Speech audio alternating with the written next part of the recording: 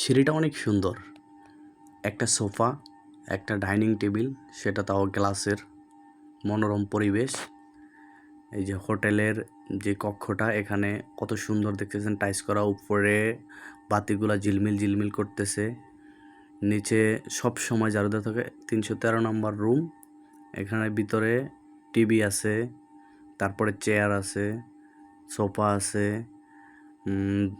তারপরে দুইটা খাট আছে। দুইটা খাটে আপনার 4 জন ঘুমাতে পারবেন, তাও ফ্যামিলি। বাথরুমটা, কমোডটা সুন্দর। হ্যাঁ, ব্রাশ।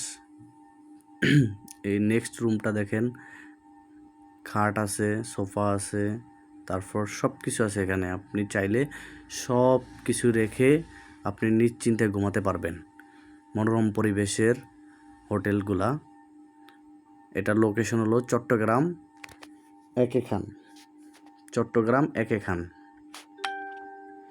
আপনার বাথরুমগুলা অনেক সুন্দর। 314 নম্বর রুম।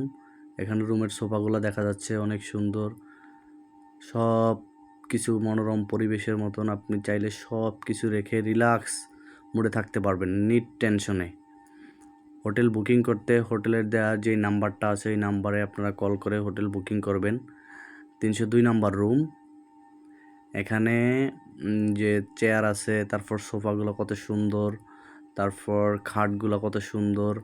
আর এসি রুম।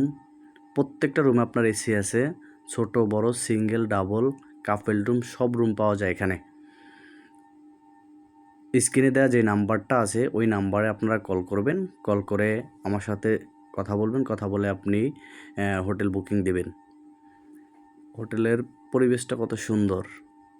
এসি রুম, রুমের ভিতরে সব কিছু আছে। ব্রাশ, টুথপেস্ট, একটা হোটেলের যা যা প্রয়োজন, আপনার নিত্য প্রয়োজনীয় যেই জিনিসগুলো দরকার, সেগুলো আপনারা হোটেলের ভিতরে পাবেন। সব কিছু 24 ঘন্টা সার্ভিস দিবে আপনাদেরকে। দেখছেন হোটেলের মনোরম পরিবেশ, সোফাগুলো কত সুন্দর। সব সময়